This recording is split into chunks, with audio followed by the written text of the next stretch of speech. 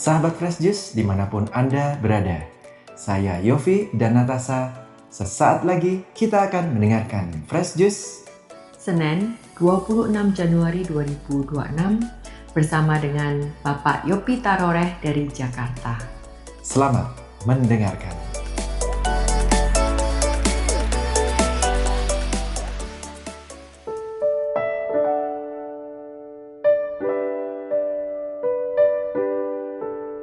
Sahabat-sahabat pencinta Fresh Juice, kembali kita jumpa ya dalam renungan hari ini. Mari kita baca dari Lukas 10 ayat 1 sampai 9. Ya, Yesus mengutus 70 murid. Kemudian daripada itu Tuhan menunjuk 70 murid yang lain, lalu mengutus mereka berdua-dua mendahuluinya ke setiap kota dan tempat yang hendak dikunjunginya. Katanya kepada mereka, tuaian memang banyak, tetapi pekerja sedikit. Karena itu, mintalah kepada Tuhan yang mempunyai tuaian, supaya ia mengirim pekerja-pekerja untuk tuaian itu.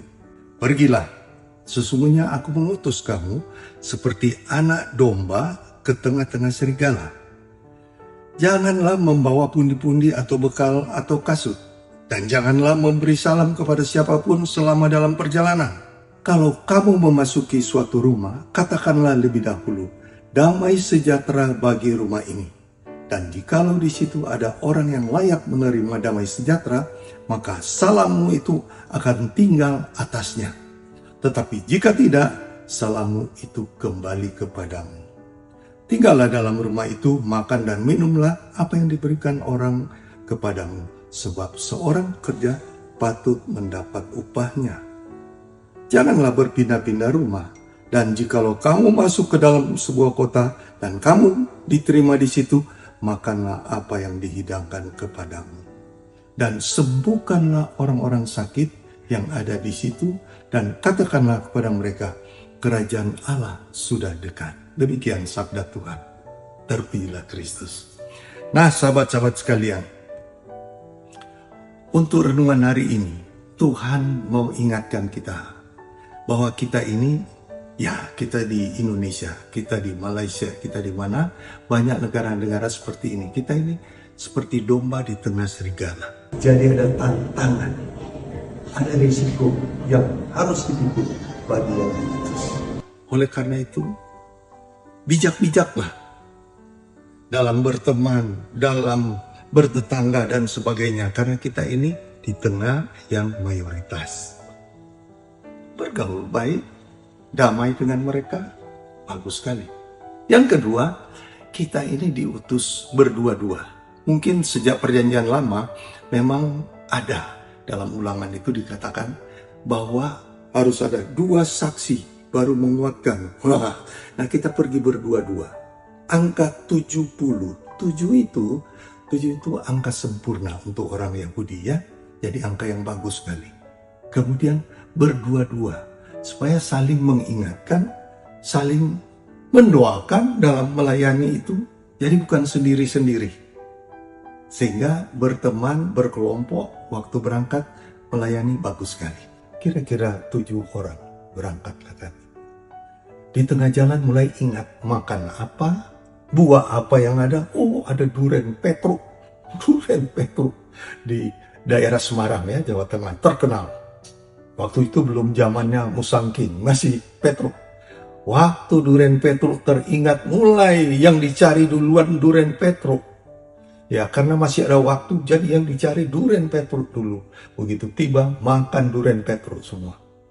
Makan duren petruk. Begitu mulai pelayanan, pastor mulai ingat, ini kok bau duren semua ya kok. Ini mic-nya malah ikut juga bau duren, karena ada musiknya kita, ada tim pujiannya, ada yang pembawa renungannya, bau duren. Jadi panitia juga sudah curiga, ini yang datang ini bau duren semua. Itu oke. Begitu mau pulang, baru mau start mobil mogok. Semua berdoa, minta pada Tuhan dalam nama Yesus, mujizat mobil ini supaya ini untuk pelayanan harus jalan dengan baik. Akhirnya saya teringat. Dalam renungan Lukas 10 ini diingatkan kita fokus. Kalau diutus, fokus pelayanan. Diutus fokus untuk melayani, bukan untuk jalan-jalan dulu. Nah, bertobatlah di situ. Bertobat semua, ingat. Baru mau melayani, belum sampai di tempat pelayanan, sudah mencari apa ini enak, yang menyamankan, menyenangkan perut dan menyenangkan semua. Memang bagus, menyenangkan, tapi ingat, fokus dulu. Yang dibilang jangan lihat kiri, jangan lihat salah, kiri salam ini, pokoknya fokus dulu. Setelah itu pelayan mendapat upah. Ya tentu mendapat, kalau kita bisa makan durian ya syukur. Ya itu salah satu kesaksian. Kesaksian lain juga, dalam melayani Tuhan, awal-awalnya takut kalau mendoakan orang sakit, apa bisa sembuh? Nah kalau nggak sembuh bagaimana? Apa ditertawakan orang nanti? Ternyata ingat, yang menyembuhkan Tuhan Yesus. Kadang-kadang baru ketemu orangnya, baru sharing-sharing saja, orang bisa sembuh. Belum buka dengan tanda salib, orang bisa sembuh. Karena apa? Tuhan yang menyembuhkan dia. Rancangan Tuhan ada di situ. Jadi jangan takut untuk melayani. Jalankan sesuai yang Tuhan perintahkan pada kita. Kemudian, kalau kita melihat pada poin berikut, bagaimana Tuhan Yesus juga mau ingatkan kita. Kalau pergi pelayanan yang dia utus itu, sederhanalah. Jangan rewel. Diterima satu rumah, makan apa yang diberikan. Tapi itu zaman dulu. Zaman sekarang, orang pindah-pindah tempat mungkin karena lokasi pelayanan, oke saja. Tapi kalau lokasinya zaman dulu di satu desa, ya di situ-situ aja, maksudnya dalam kesederhanaan, apa yang diberikan, makanlah. Karena kita patut mendapat upah. Ya paling kurang makan sudah ada. Dan dia bilang jangan bawa segala macam. Jangan bawa perbenaran segala macam sampai maksudnya jangan khawatir. Jangan khawatir dalam melayani itu. Nah semua ini kalau saya lihat dari depan sampai pertengahan tadi sudah saya alami.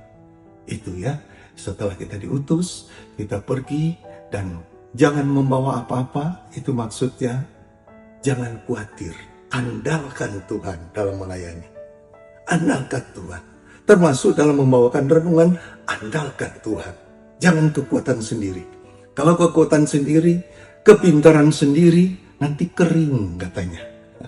Jadi apa yang sudah Tuhan lakukan pada kita juga di-sharingkan. Seperti permintaan Yohanes Paulus II, sekarang menjadi santo, dia katakan, perbanyak kesaksian hidupmu. Apa yang kau alami? Sharingkan pada orang. Ya itu. Kemudian dikatakan pada bagian akhir bahwa intinya berdamai dengan orang. Jangan ribut-ribut. Dan juga sembuhkanlah orang sakit. Kita yang berdoa, bukan kita yang sembuhkan. Sekali lagi ingat, Sang Penyembuh adalah Tuhan Yesus. Amin. Tuhan Yesus berkati kita semua. Kita tutup dengan doa. Dalam nama Bapa, Putra, dan Roh Kudus. Amin. Terima kasih Tuhan, Engkau ingatkan kami beberapa poin dalam melayani bahwa walaupun kita sudah diutus, tapi kita andalkan Engkau. Kemudian Engkau ingatkan kami dalam kesederhanaan. Engkau juga mengingatkan kami untuk melayani dengan kuasa-Mu. Kuasa yang sudah Engkau berikan pada kami. Oleh karena itu, pakai kami semua menjadi anak-anak yang sudah Engkau utus juga. Ini doa kami demi Yesus Kristus, Tuhan dan pengantara kami. Amin. Dalam nama Bapa, Putra, dan Roh Kudus. Amin. Tuhan Yesus berkati kita semua. Sahabat Fresh Juice, kita baru saja mendengarkan Fresh Juice Senin 26 Januari 2026. Terima kasih kepada Bapak Yopi Taroreh untuk renungannya hari ini. Sampai berjumpa kembali dalam Fresh Juice edisi selanjutnya. Salam Fresh Juice.